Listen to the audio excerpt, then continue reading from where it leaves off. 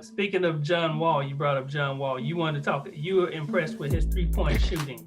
Yeah, I believe when I want to brag and be obnoxious about being right and being early before everybody else, you got to own when you're wrong. And I bagged on the Rockets. I'm like, dude, you trading Russ and this dude ain't played in 2 years, and all you got was a little half-ass late, lottery round pick for him. And he come over here, and I was like, well, he's still with Harden, and he ain't this, shooting is a problem. And I always say this about players who lean on their athleticism, and then they get this major injury. And it's like, well, you can stand up, right? You can jog just a little bit, right? You can jump 3 inches off the ground, right? Why can't you go put some shots up and come back, knocking them down? And I was playing DraftKings the other night, and that's why I screenshotted it for y'all. I'm like, 4 of 5, 3 of 4. I'm sitting here, 5 of 9. John Wall shooting 9 3-pointers. What's going on there? What kind of world do we live in? And he looks committed, and he ain't worth no $40 million. But this year he's earning 25 of it, and it ain't the complete sunk cost. It ain't the complete sunk cost that I was attacking it to be. The thing that I don't know if y'all remember my little rant about John Wall being available and being on the court. I still kind of worry about some of that with John Wall, because like even tonight he missing this game tonight with an injury. Yeah, I don't know how serious that's low management. Yeah, it's probably low management, but even still, it's like, man, he's missed a lot so far. But that's been the Rockets' whole roster has been missing a lot of games with either ankle sprains, minor injuries, or at some point load management. But I really want to see, because I think this team could do something pretty big, more than what was expected, should I say, with everybody being on the court and like just being consistent. And that's one thing that they hadn't found is any consistency. But John Wall he's been good, but I'd like to see him on the court a little bit more. That's gonna happen when almost all of your rotation is coming off of major injuries, and in order to keep them on the court, you don't want to overdo it. So back-to-backs are just out. You're just not going to play back-to-back games. And even if we had kept Russ and we didn't have John Wall, Russ don't play back-to-backs. They'd already started doing that with him. So that's one thing about James Harden in Houston. We've been spoiled by having a star that you can almost just ring your hat to, that is going to be there and be playing every single game. And then, lo and behold, this year, James Harden is taking rest games. So because he don't got to carry the team. He with KD. It's time and place. Yeah. So so it looked like that was going to be happening anyway. And we came on here last time and we said that I was like, the Rockets would be really good as long as John Wall, Oladipo, and Christian Wood stay healthy, and then Christian Wood go down. Mm-hmm. He's so frail, man. You can just see it every time he bangs somebody. I'm like, that's a week. It just looked like a week. It looked like it's gonna be a week. That boy look like unboiled spaghetti, huh? Bro, I thought Oladipo was settling in, and then it pops back up, and he all up in the trade rumors, man. What's the deal here? I mean, they said when the trade initially happened, they were possibly looking at him to move again, like earlier, like once the trade immediately happened. Did, and then it settled down, and then all of a sudden, they're talking about it settled down because he came out there, and him and Wall and Wood is looking really good when all three of them together, and when you see all three of them playing, it's like, man, this is. If they stay healthy, this might actually do something, because whether they're at the all-star level now in the West, Wall and Oladipo have been consistent all-stars in their career. And if Christian Wood, it looks like what he's turning into, like the next Anthony Davis, then you're like, man, I want to kind of see this through. I'm of the mindset that if you can get the number right on Oladipo, then I'm happy with seeing him stay. But at the same, I won't be mad if he goes, whatever. We'll just have max salary, and then you go out there and find somebody. As long as John Wall banging out these threes is a legit thing, if he going to be 37, 38%, I don't like John Wall. I didn't like John Wall. but he's been nothing but professional since he got to the Rockets, and Aaron didn't like John Wall as a person. We've been bagging on him since the Dougie. No, listen. When only thing that you see in the media is this dude throwing up gang signs in the club, drunk, like James Harden got a reputation for being in the club, but you never see James Harden in the club slurred. You know what I'm saying? Yeah. Linked over. You know what I'm saying? Like he's just in the club. He getting lap dances or whatever the case may be. You don't see him getting the lap dance. We just so we hear. There may or may not be a James Harden hanging up in Harlem Nights right now. Here in Houston. May or may not be. I can't confirm or deny. John Wall was on film. What you think about that, Darren? What you think about John Wall as a person? He got a lot of attitude. And I mean, like when I think about it, not necessarily that it's acceptable, but I understand like people come from different realms in the world of basketball, right? So I'm from South Georgia. It ain't no hood in South Georgia, right? We ain't no gang banging. We don't play out on the streets or whatever, like we be in the, we either be on the grass on some dirt or, you know what I'm saying? Or we be on the hardwood, like in a regular gym or whatever. But yeah. I think some of his mentality or his attitude comes with like how he grew up in the game of basketball. And so I don't necessarily agree with how he is and how he acts, but I think like you are a product of your environment. And I think his environment growing up probably has something to deal with like how he acts now. But preferentially, nah, bro. Yeah. I wouldn't, as a GM or owner, I would rather not have him on my team just because he doesn't align. Jason, do you think that some of that is you know how they say you got the little man complex? Well, it's not really a little man complex with him. It's like the superstar complex that he feels like he's not getting the recognition as some of the other superstars. And that's the reason why his attitude is the way it is. Here's what I will say. I've watched him on a couple of post-game interviews, and I've seen a 360. So I know who he was. Yeah. But apparently he always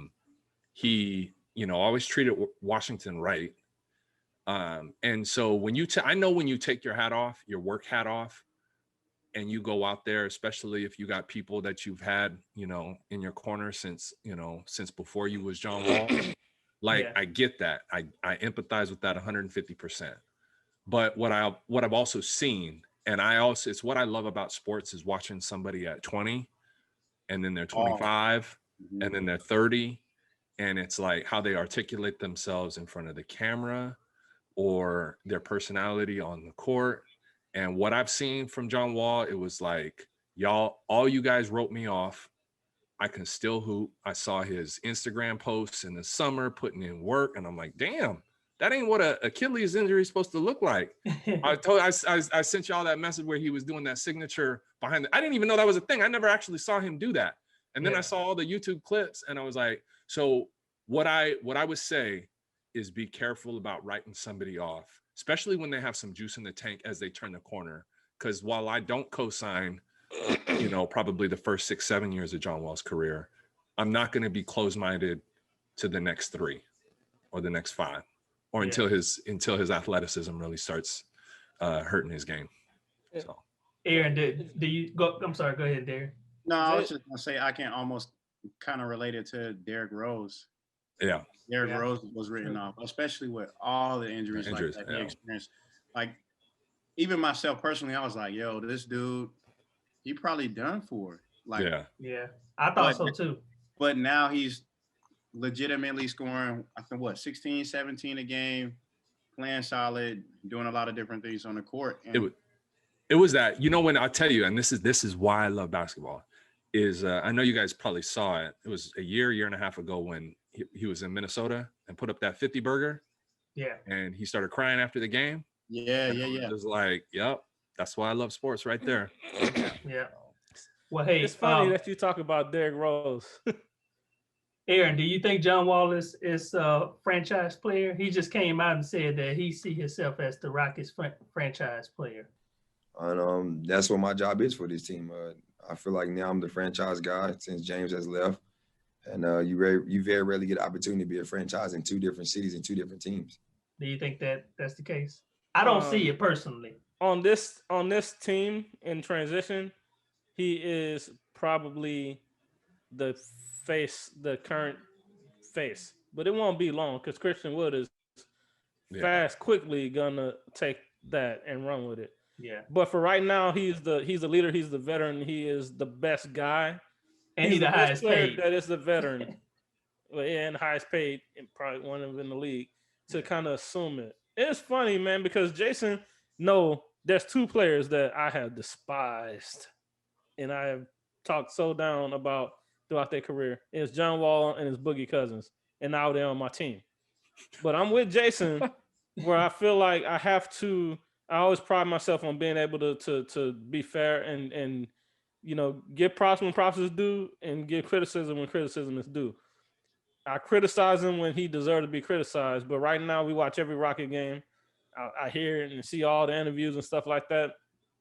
Since he got to Houston, he's conducted himself like nothing but a professional. From everything that I've seen.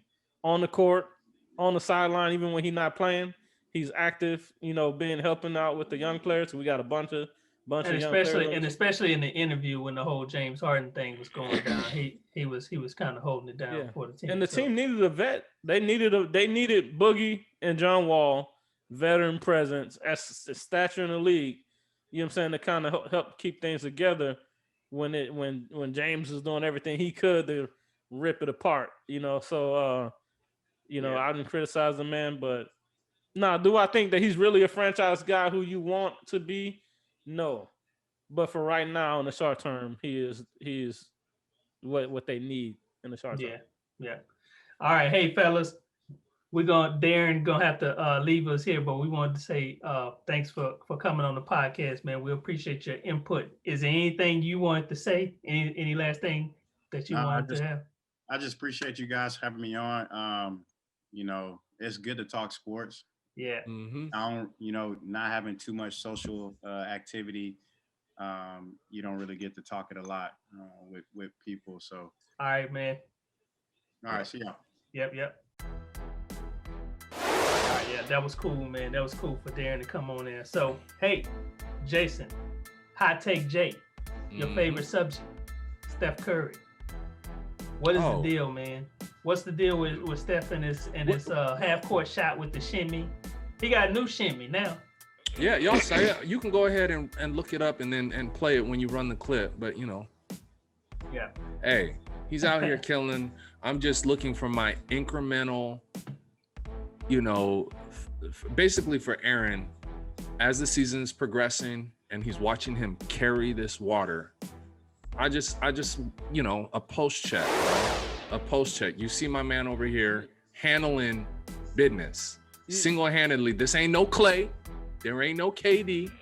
We getting inconsistencies across the board from Wiggins, Oubre, Wiseman. That's what I said. And we out here, and I still like the pole positioning, so we can, hopefully get up into that 3rd or 4th seed. And right now, we riding in the muck, in that 6th, 7th seed, 8th seed, give or take. Yeah. But what did I say? What was the criteria though? But Jay? hey, what's the criteria? He's out here killing folks though. These nightly highlights, he's out here reclaiming his spot as the number 1 guard in the NBA. And I just want him to get his just due. I think it was all of them. I think it was Jamal Murray last year in the playoffs. I think it's Donovan Mitchell, Trae Young. Like, people was like, we're gonna write you off because you guys tanked last year, and it's easy to just say Draymond Green and Steph Curry don't have it no more. Hey, did I ever write your boy off though? No. Let's be honest. You implied as such, and you were like, I did not. I'll believe it when I see it. Well, hold on. I believe it when I see it. We wrote the team off. Now you seeing it. I just want you to give credit where credit is due. We wrote the team off, not Steph Curry. We have gone over several times. No, it was our Steph, top 5 list. are top 6, and I've consistently every single time had your boy in the top 5, 6 at the lowest. I think probably 6 ever. what? I Top probably 5 in the lowest been NBA? 6. In the NBA. In the NBA. Players, active players in Consistent. the NBA. Okay. Yes. Have I not? Have I not? I mean, I didn't hear none of that kind of What? love at What? the beginning of the season.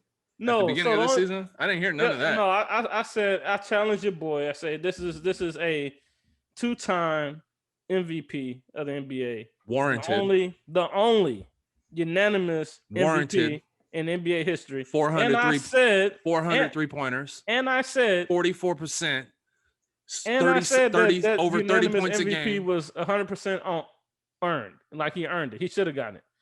And the only thing I said, the only thing that's left to prove is that he could do it and he could be that when everything ain't perfectly laid out for him. When you don't have the second best shooter in NBA history on your side on one wing, and maybe the best scorer in NBA history we on about the other wing. Okay, so we're about 30% of the way through the season. And what was the criteria? Hey, hold on. Well, you can sum it up right now.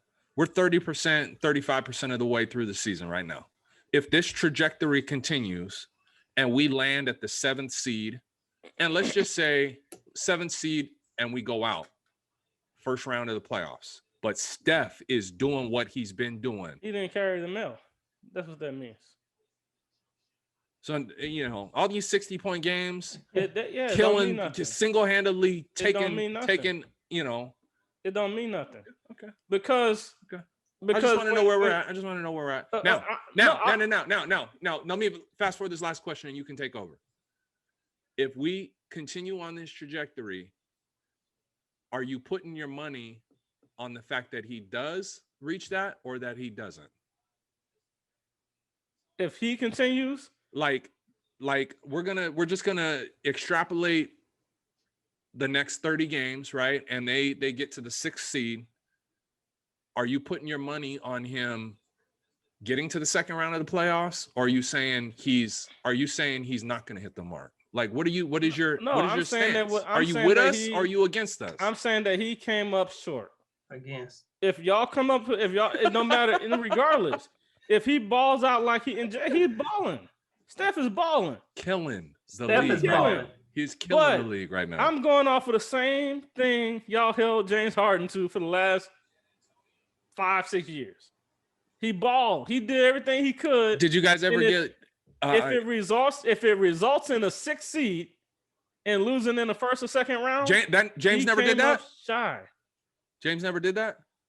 No, James. There's one year when James Harden was when we finished as an 8th seed, I think.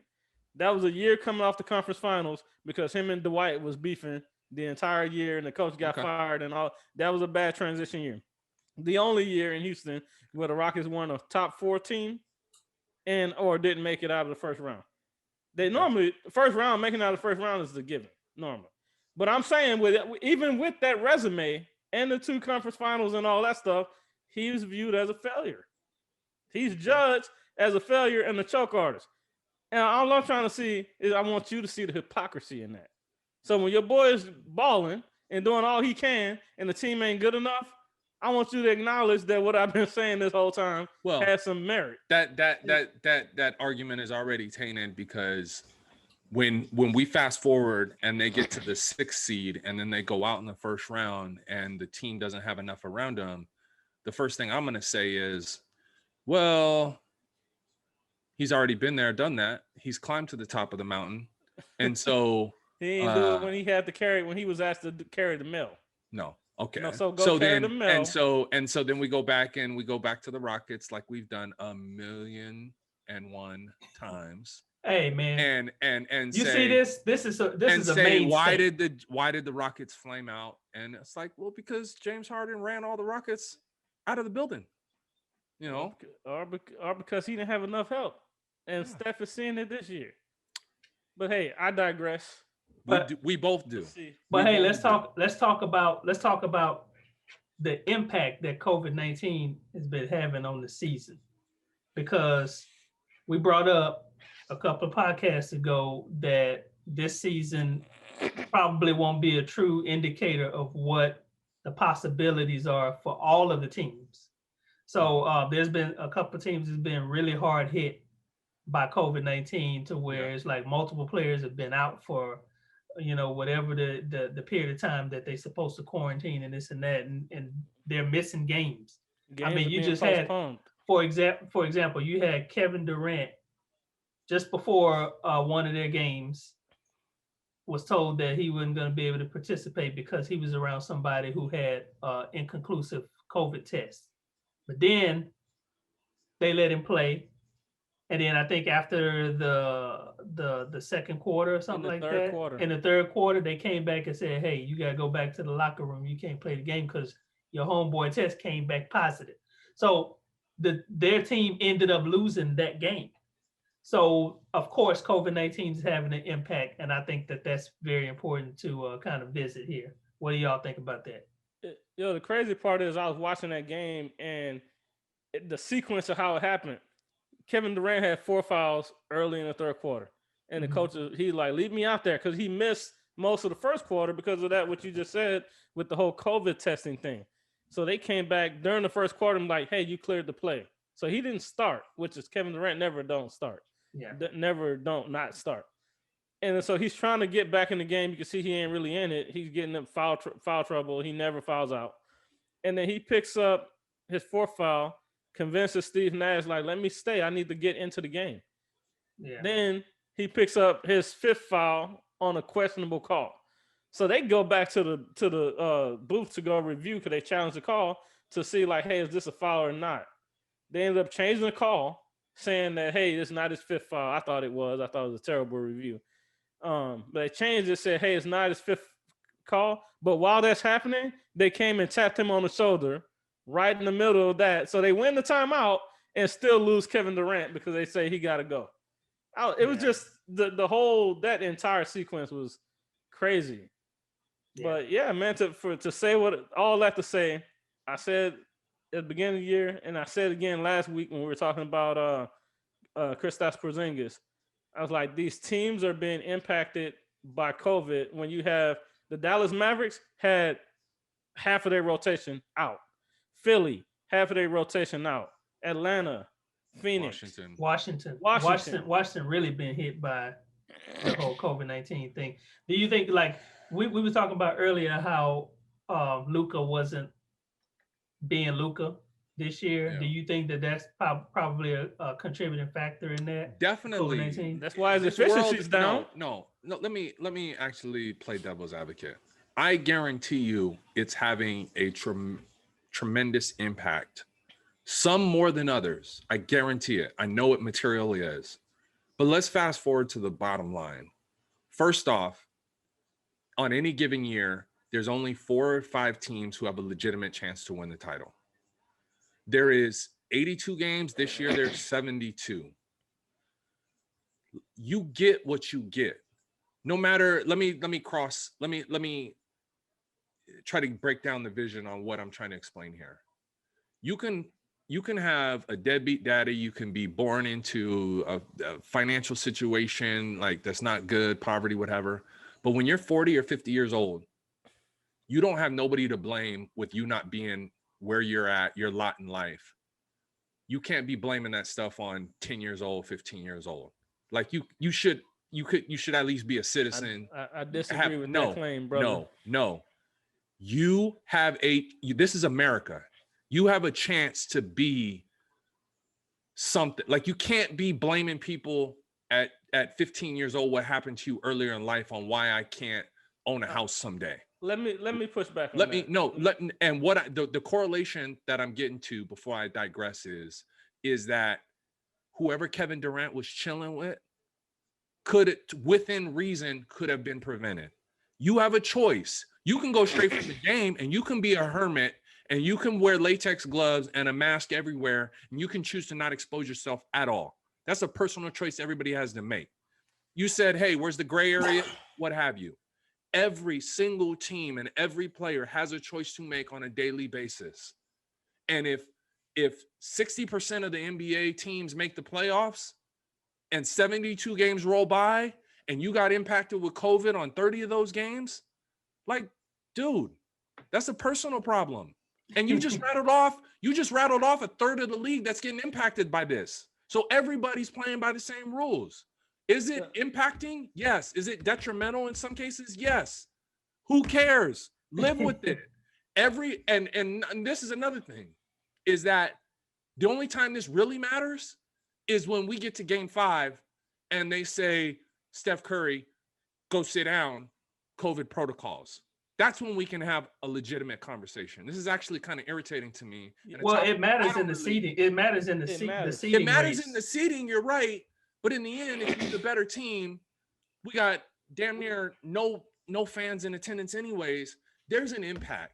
But there's a whole bunch of stuff you can control within that spectrum. I'm not when you lose by 2 and you get the crappy end of the stick dealing with the ref, you can blame the ref. You can go look at the video, but I guarantee you there's 46 minutes where you could have put in some extra work training, doing something, been smarter, been quicker, and you had 46 minutes to do something about it, so you didn't leave it in the hands of the ref.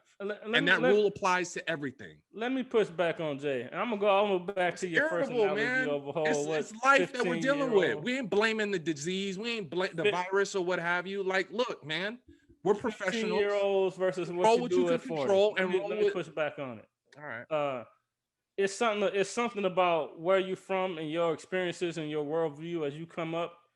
When you grow up in the hood and you grow up in certain environments to where you don't see the other side of things. You don't see the positive things. You don't see opportunity. You don't see growth. You don't see development. You don't see, as a kid, what you're exposed to, that sticks with you for a long time. It sticks with you into young adulthood, sometimes into it depends, young adulthood. It goes into your adulthood, right?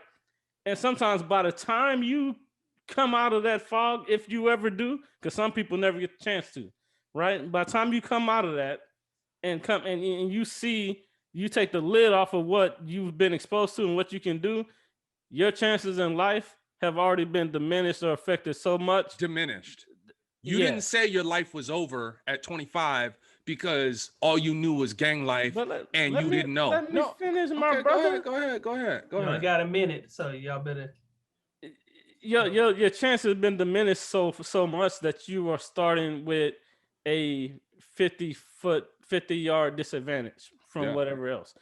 How that relates to COVID and the NBA and all this stuff going on. Kevin Durant is out right now. The Brooklyn Nets are supposed to be a championship contender. But right now is precious moments where they need to be working out everything that's wrong with their team, and some of it is roster construction, but also how they're going to play and impact together. And you know what? And then losing out on that time. Yeah, you're right. And let me tell you how the Brooklyn Nets are culpable. The Brooklyn Nets are culpable because they chose to package 15 assets for James Harden, have $100-something million salary cap, and 3 players of that are making $95 million. So when somebody in the middle of a COVID season, which you knew before you traded for James Harden, is missing time, and you got to fill this roster out with D-leaguers and sign people who ain't been in the league for 3 years like Iman Shumpert, like that's a personal problem. Thank you for watching the Hoopz Junkiez Podcast. If you enjoyed the video, make sure that you like, subscribe, and comment down below. Also, if you want to check out a few more clips, make sure that you hit the bell notification so that you're alerted whenever we post a new video.